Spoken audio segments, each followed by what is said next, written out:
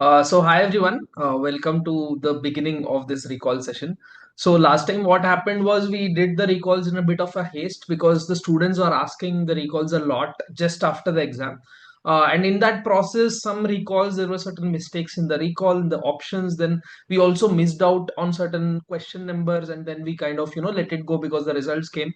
But this time we were under the impression that the recalls should be for the next batch or the people who are giving the exam the next time, uh, unlike the focus which is usually on checking the recalls, on getting the total number of marks possible. All that doesn't count for much because a lot of things happen in those forgotten options. A lot of things happen in wrongly recalled options, and even 10, 20 questions nobody is able to recall. So because of all these things, especially in the initial week, so because of all these things, we're taking things a little bit slow this time. We'll do it part by part. Like me, myself will do two parts, Divya will do two, and Aditya will do two. So we'll do it in six parts of 25 questions each, and we'll try to cover all the entirety of the 150 questions. Obviously we usually I start off by dividing the recall into the number of blocks in terms of units. How much was asked from PEEPs cardio, how much from neonatal, etc. This time we don't have the entirety of the question bank with the options because a lot of overlap is also there. A lot of overlap between gastro, lot with infectious disease, gastro with endo. There's so much overlap. So all of that has to be kind of broken down. So maybe in the second part of my recall you'll see that wagon wheel where we have the pie chart, or a wagon wheel where we have a lot of subject wise breakdown of the paper, right? But generally, yes, before we start off this session, this is based on exam trends and certain discussions which have happened, and it's not an attempt to correctly replicate or predict the exam questions. So small wording changes may be there, it might not be the exact question also, and that's what we intend to do. So let's get the elephant out of the room. It was a very tough paper. Clearly it was very tough. I think it was almost like a 2021 paper. 2021 was the last time where this kind of paper where it's very difficult to prepare for. It boils down to luck, or somebody who has studied really really well, or somebody who has kind of focused on these genetics aspects of things, or somebody who has studied really well in the sense of reading Nelson very well. So and very well will, as you see through the questions, it is asking certain paragraphs which are given in the hidden areas of Nelson, which are not really considered important. So it was definitely a tough paper. I posted this question on our group, at 5 p.m. on the day of the exam itself, as soon as the students would be coming out, and almost everybody, except for far and few between the who felt it was easier compared to last year's PYQs. Maybe they gave to 2021 the last time or something. If somebody gave 2021 and then they're looking at this paper, maybe they could have felt that this is easier or around the same level.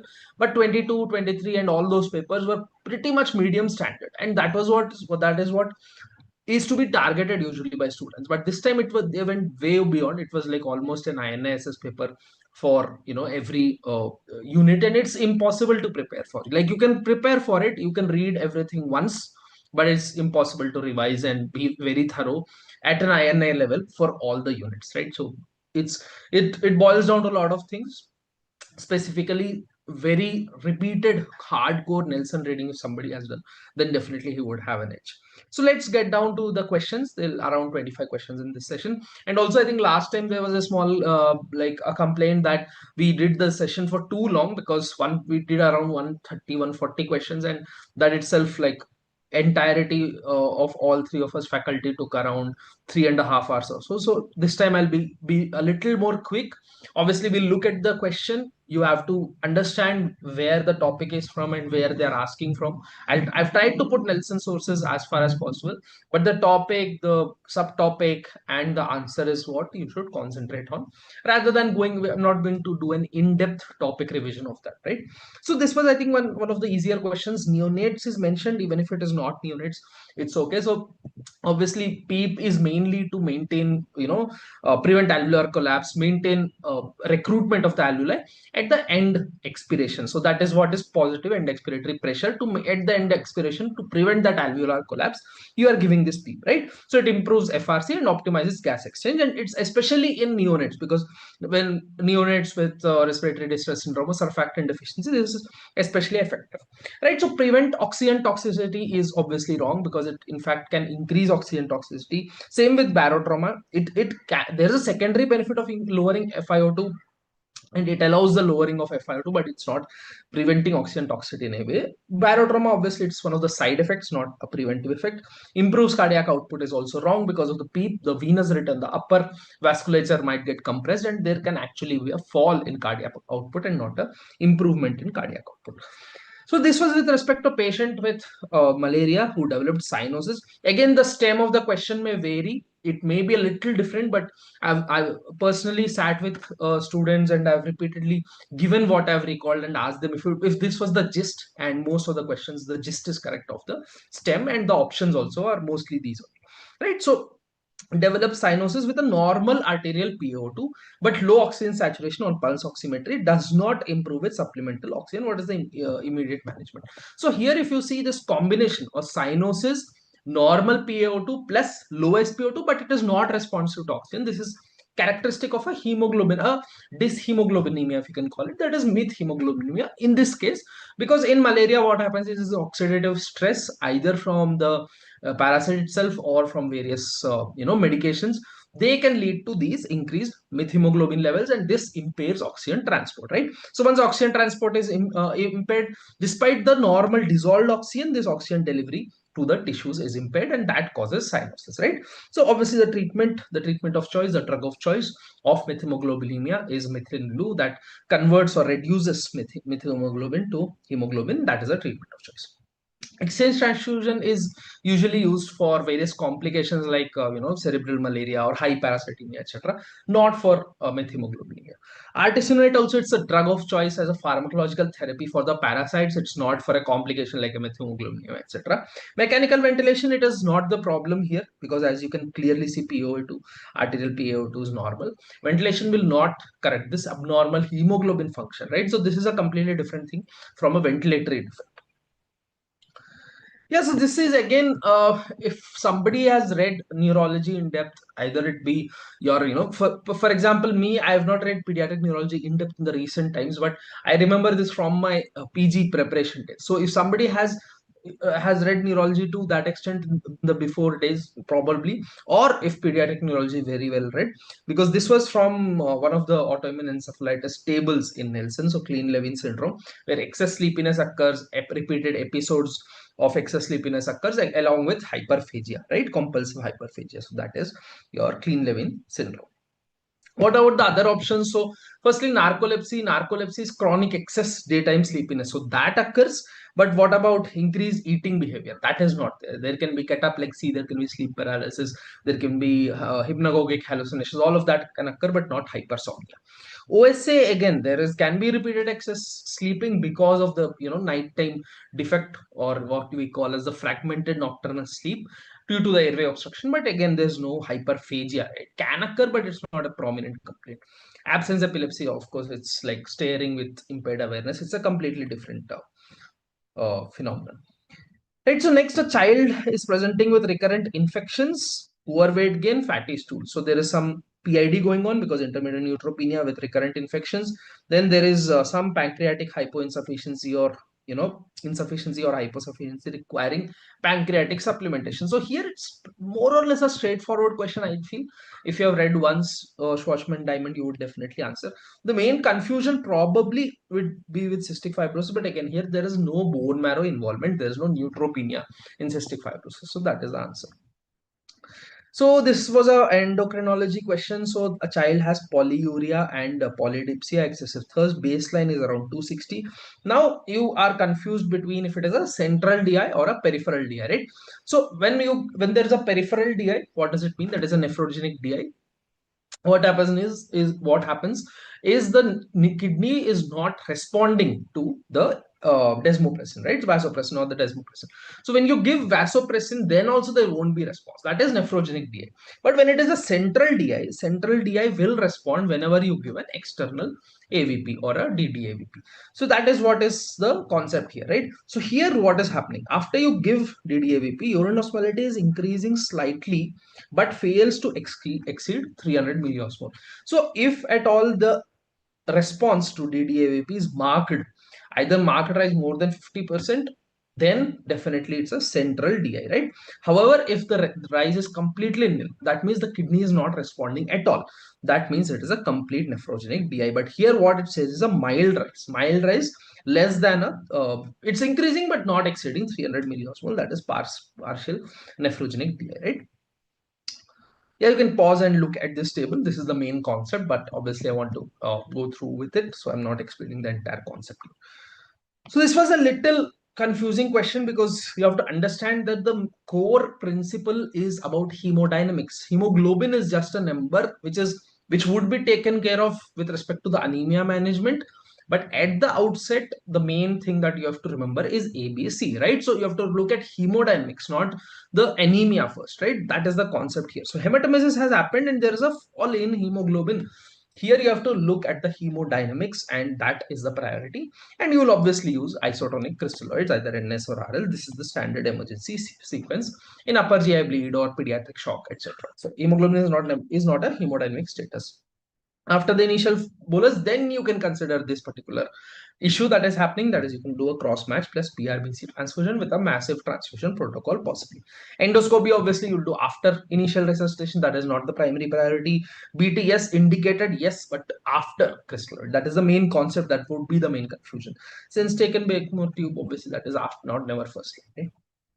So yeah, this is also, I do not think this is an easy question.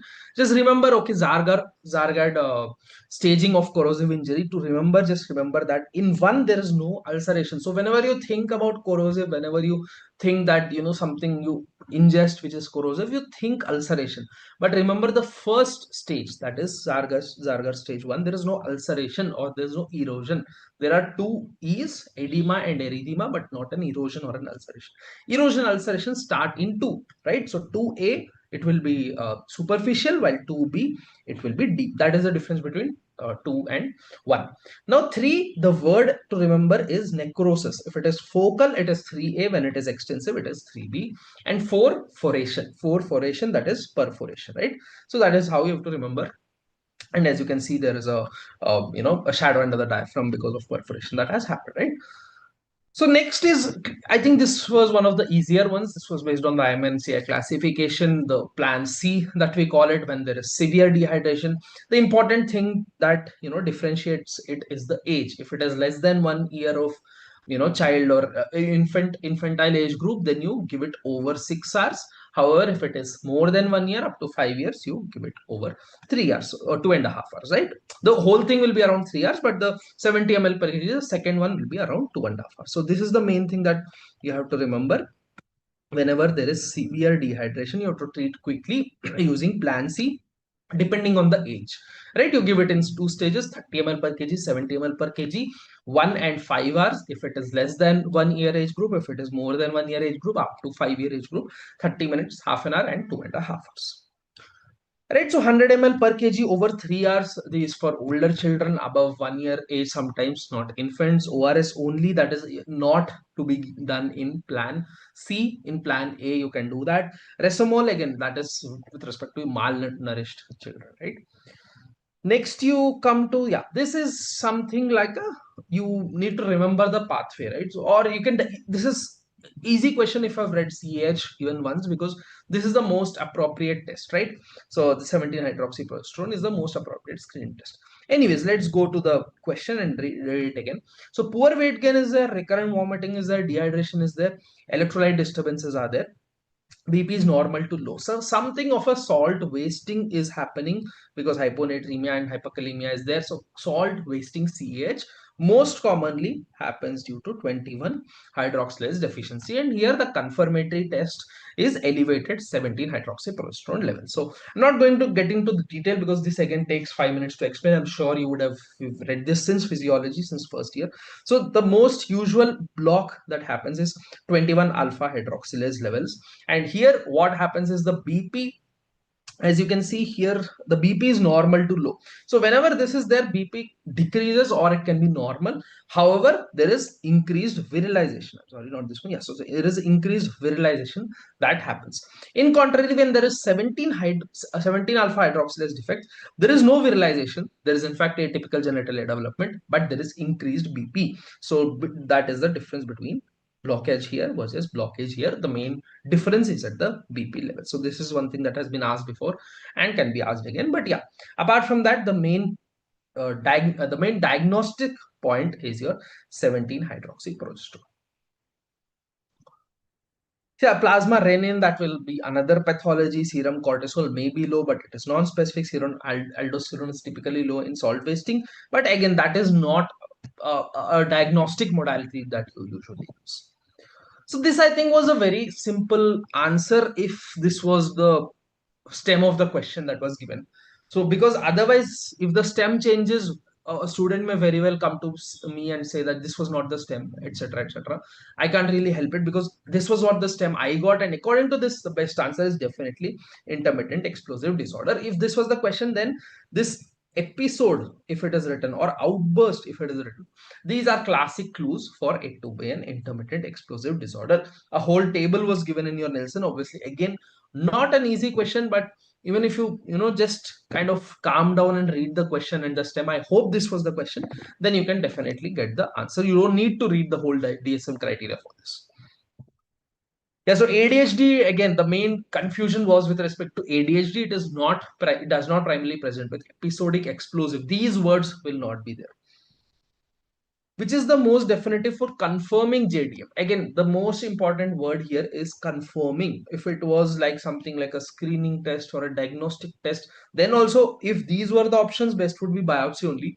But if sometimes screening is asked, then the muscle enzymes would be the best answer. But here, gold standard or confirmatory test, something like that, was asked, and definitely confirming is via muscle biopsy. Especially in dermatomyositis, there will be perivascular atrophy, capillary changes, vasculopathy. These are the main changes that happen in dermatomyositis. ANA non-specific can be seen to be positive in 40 to 50% of the cases, but it is non-specific.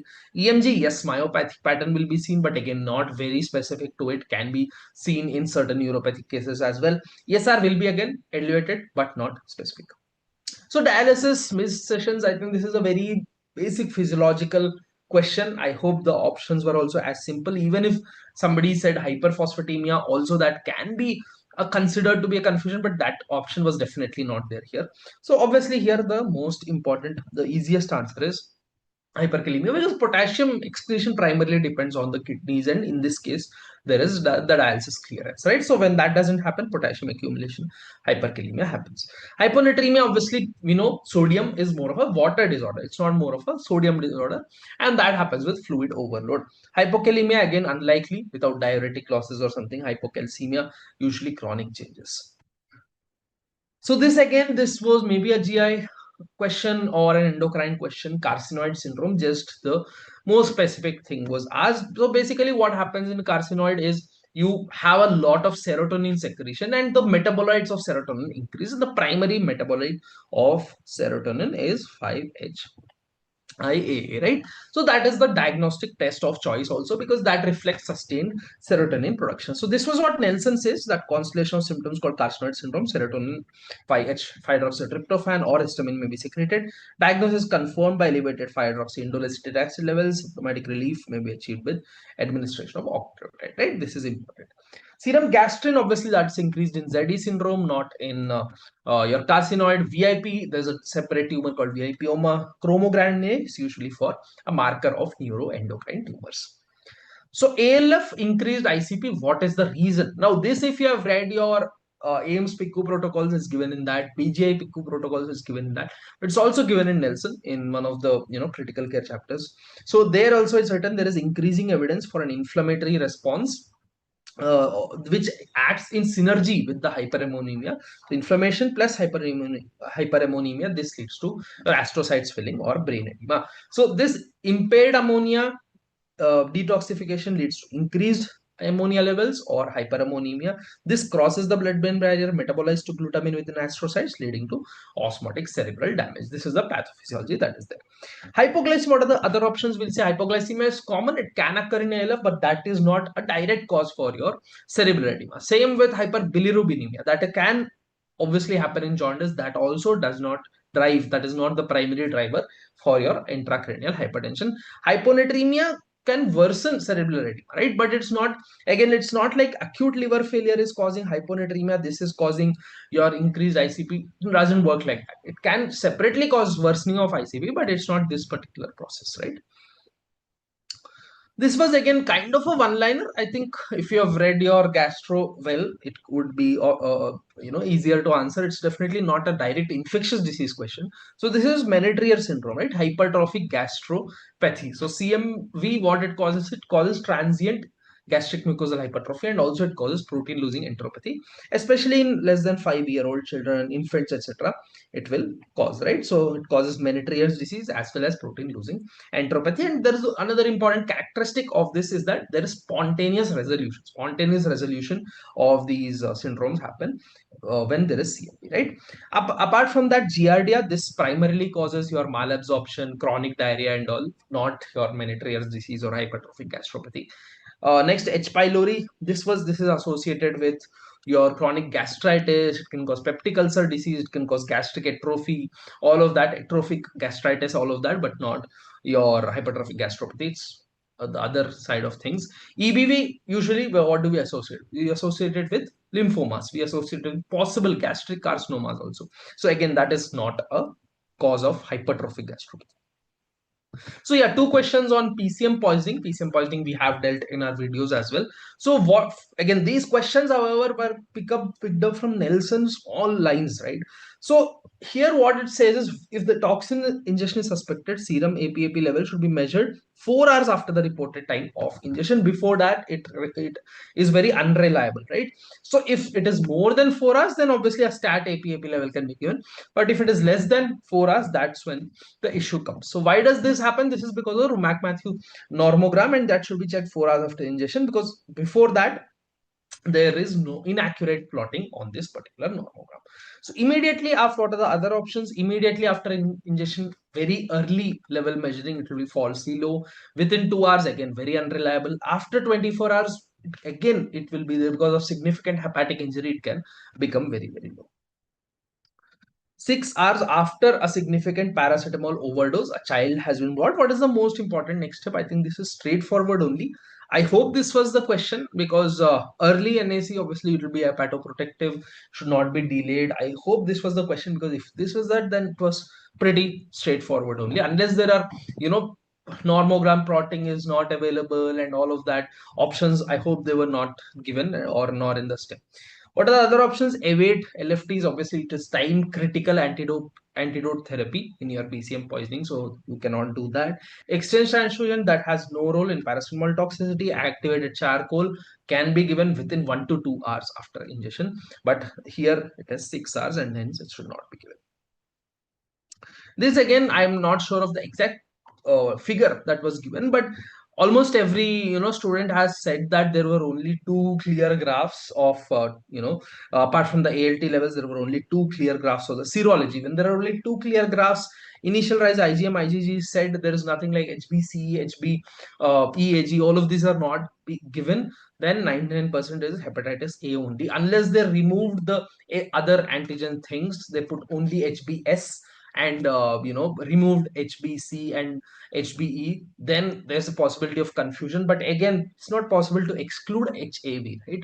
So 99%, mostly the answer here would be HAV only. But it's surprising how they have kind of wanted to ignore the HBV graphs, because they are the ones which are usually tested, and they've gone to your HAV graphs. And yeah, Hep C doesn't produce a clear IgM phase, while autoimmune hepatitis is not related to this. You have to have antibodies, etc. that you should see. Anion gap, again, very basic question. This is from your MBBS itself. So albumin is the major unmeasured anion, right? So, and that is why we do the anion gap. Again, firstly here, chloride, we obviously include in the anion gap, so it's not like there's no adjustment for chloride. Sodium, potassium are not anions. So these albumin, basically, especially the low levels, they will artificially reduce anion gap, right? So the corrected anion gap adjusts for this albumin, and that's why we are doing it, right? Sodium, it's included. Potassium is often omitted, but it contributes minimally. Chloride is again a part of it. So this is from pediatric rheumatology. So here the question is, a pregnant woman comes in second trimester, antibodies. A whole flowchart is given in your Nelson. So again here, I hope they didn't confuse between 16 to 26, 18 to 24, because certain guidelines say that you have to do weekly from 16 to 26 and bi-weekly from 26 to 34. But even this particular thing, fetal echo between 18 to 24, that is also a very acceptable fetal surveillance strategy, right? So routine USG, obviously no cordocentesis, no role, nothing like that. Pacemaker, intrauterine pacemaker is only if you have proper congenital heart block, if you have a proper diagnosis for that. So this is what we usually prefer as the most accepted guidelines, but this is also okay, right? So yeah, that's about this question. This was again a very weird question. I think some options I could not get exactly, but yeah, this was what some of the multiple students gave me these options. So there was a figure also, as far as I remember, this was a figure on the arm where there is a localized fluctuant swelling that develops after BCG vaccination. Post BCG abscess, there are no systemic symptoms. What is the most appropriate management? I'm not sure if this needle aspiration and surgical evacuation was given in the same option or different thing, but let's focus on what you have to know. So if it's a small non-suppurative node-like thing, just observe. If it is a suppurative abscess, then definitely you have to do needle aspiration. If it is not working after needle aspiration, the same thing is non-resolving, recurrent, then you consider surgical evacuation. And if it is disseminated BCG, then definitely ATT. So this is about enteric fever. So enteric fever presenting as typhoid encephalopathy, which is a known complication of severe enteric fever. Here, what are the options? So management will include continue antibiotics alone. Ceftriaxone you will continue, but again here already ceftriaxone probably is going on. So here addition of corticosteroids with moderate to severe CNS involvement has to be given. And these, why are you giving steroids here? Why are you not just giving antibiotics? So here continue ceftriaxone alone. So that's why it's wrong. It's not like ceftriaxone should be stopped, but also there is a lot of neuroinflammation going on. There's a lot of cerebral edema going on, and that is associated with reduced mortality. To prevent this, to counteract this, you have to give steroids, and that is why adding dexamethasone with in a patient of enteric fever or with typhoid encephalopathy, that is the most important step that you will take. Add macrolide antibiotics. There's no documented role for this, especially something like when encephalopathy is happening, it's even more risky because there is a lot of times there is documented resistance that happens, right? Then label, consider drug induced aseptic meningitis and stop treatment.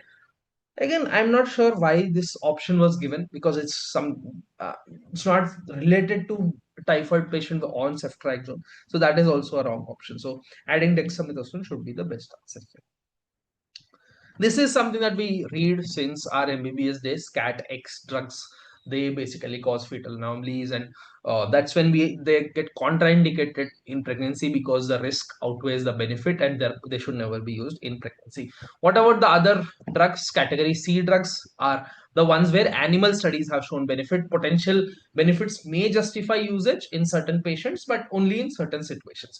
Class N means not classified. It's like you usually won't see also that this is a cat N drug, etc.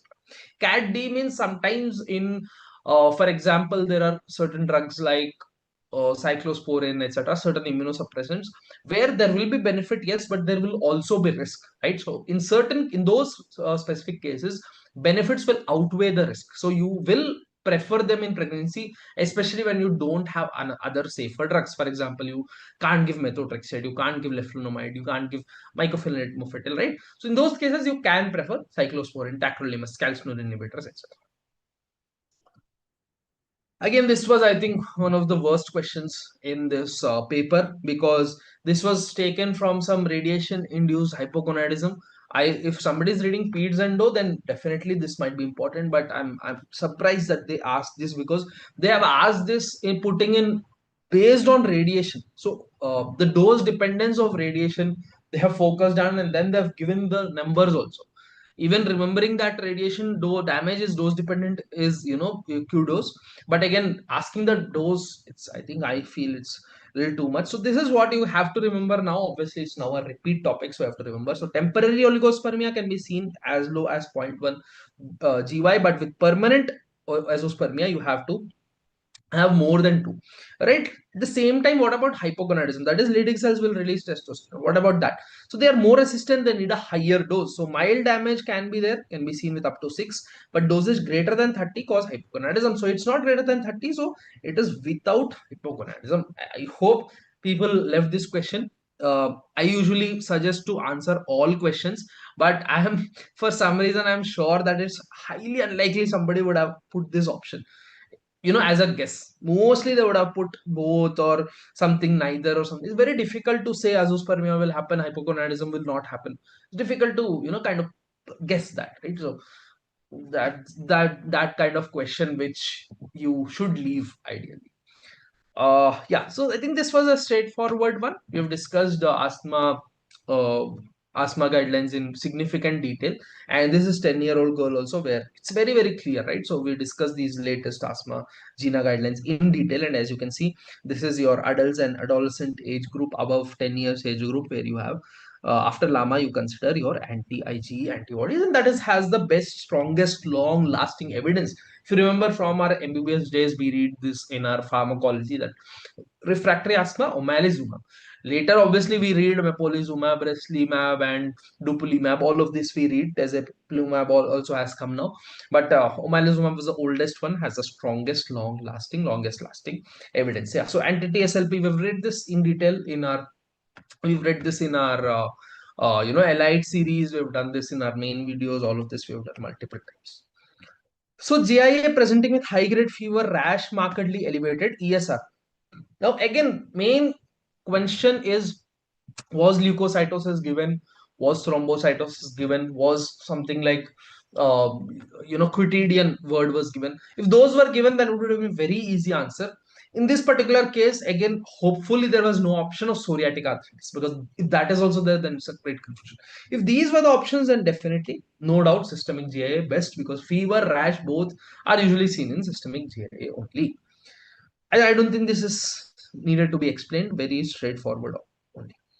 Yeah, so this is something that, I hope you answered it right. So two categorical variables, each with binary outcomes. So just go through this whenever there are numerical variables. Numerical means something that you can take out a mean of, like something like a weight or something like a height in centimeters, these kind of things. Categorical means yes no variables, or something like gender, where it is male or female. Those are categorical variables. So when there are numerical variables, that means you can take out means of these variables. If it is two groups, it is T. If it is three or more groups, it is ANOVA test. So T and ANOVA. So how do you remember this? ANOVA has three syllables, right? ANOVA. Like that, I usually remember like that. So whenever there are three syllables, three groups or more, it is ANOVA. At the other side of things, when it is categorical, just think of categorical. So categorical, you can just remember, especially when there is large sample size.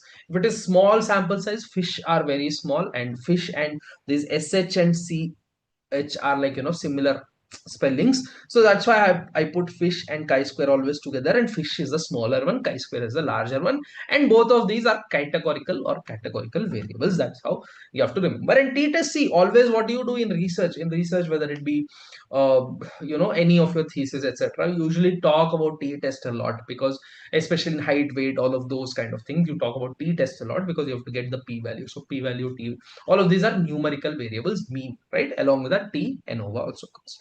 So again, putting this here, you can pause and read through this. I don't think this was a very tough question. I think if you read very basic biostats, I understand that it's difficult to squeeze in your time for reading biostats in between all of these exams, INI, specialty part, general part, all of this is happening. To squeeze in time to read biostats would be difficult, especially because in PYQs they didn't ask much of biostats. I'll agree. At least it's been like little 2 to 3 years where biostats have come prominently, but again, that's how NEET SS is the most unpredictable exam, and this time it was not any different.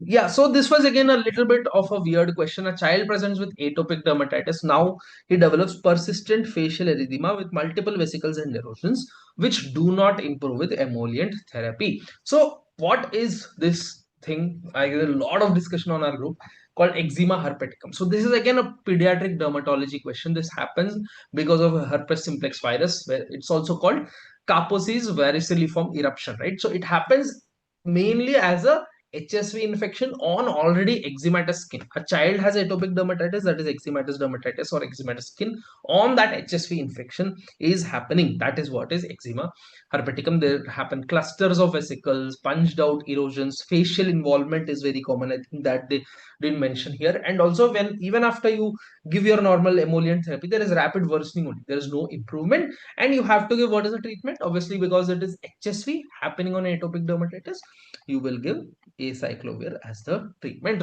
So again, not a very straightforward question, not a very something that is discussed very commonly pediatric dermatology if you've read great, right? So just remember as a clue, atopic child, facial vesicles, punched out erosions, again that was not given here, plus refractory to normal eczematous treatment, that is eczema herpeticum. That is the main thing that you should remember. Why not? What are the other options? So why not staph aureus? So here what we call it as is impetigo contagiosum or impetigo. Here there are honey crusted lesions happen, pustules, oozing happens. Allergic contact dermatitis, again itching is very severe. There's no word of itching, and it's very well demarcated, right? And also there'll be some exposure to an allergen, that is also not there. Seborrheic dermatitis, there is a word that is greasy. Without this greasy word, very unlikely to be seborrheic dermatitis. Also, it'll be the locations also will not be on the face. Usually it will be more on the scalp, etc. I think this was also a question that we have read multiple times through our videos, through elites. I think almost every elite I put this Laren syndrome. Obviously, this is because of receptor defect. Because there is receptor defect not just at the organ level, like something like a micropenis, growth failure, etc. That happens. At the same time, liver also is defective to growth hormone. When liver also is defective, there is no conversion of the protein and the generation of the protein, no translation, etc., leading to low IGF-1 levels. So very important concept. We've discussed this multiple times. So this is Laren syndrome. Again, you can mainly understand that this is a GH receptor defect leading to all of this.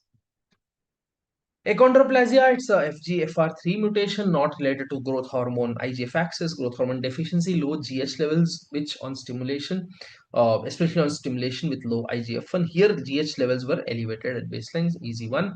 Hypopituitarism, again, will not have, it will have low pituitary hormones. Here there is increased pituitary hormones. 5-year-old child who presents with hip pain and restricted internal motion, restricted internal rotation shortly after a viral URI. USG shows minimal joint effusion. It's an interesting question, but firstly, minimal joint effusion, you can directly rule these two out. The main confusion might be with respect to osteomyelitis, transient synovitis. So what happens with osteomyelitis is there is pain across rotation planes. It's not like, so in when the joint is involved, the joint wants to stay in a maximum size position, and that is usually external rotation. When you internal rotate the hip, the space gets squished, and that is when pain increases, right? So that happens when there is a joint problem. In case of a bone problem or a metaphyseal diaphyseal problem, which happens in osteomyelitis, why does it happen? It happens in the metaphyseal diaphyseal because the blood supply is there, the hematogenous seeding happens more there. So in those cases, there will be pain across the planes, and there will be pain in the bone more than the joint, right? So that is why even transient, even osteomyelitis is wrong. So you can look at that way, or you can see, if you have seen transient synovitis patients, you can see that this is kind of a classic vignette for your transient synovitis. I think it was more or less a straightforward question, right? So that's it with respect to this set of questions. I'll come back probably in a week, and I think next time I'll definitely show you how the paper was with respect to various subject distribution also, because that is something that helps the next exam goers. I think that is the main motto of us doing this recall in a very succinct way, so that you get an understanding of what the questions are, how the questions are being asked from. At the same time, you should realize that NEET SS is highly unpredictable. You can go to an extent on planning or predicting how the pattern is. It will help you in certain units, definitely, for sure. Don't ignore it completely, because it will help you in understanding areas of focus in that units. But the issue comes in the distribution level. So distribution, the severe, the difficulty level is where they are varying it too much, but at least the areas of focus are staying more or less same, right? So I hope the next paper, I'm pretty sure it won't be like this. I think they would have definitely gotten feedback, and it has been the same like this before also. Sometimes exam goes very difficult, and the next time everybody is preparing for these very high level papers, but it doesn't come. It comes very moderate, and then it mainly comes down to how thorough you are with your basics, with your fundamentals, rather than knowing all sorts of facts. So with that, we complete this discussion. We'll come back in a week or so.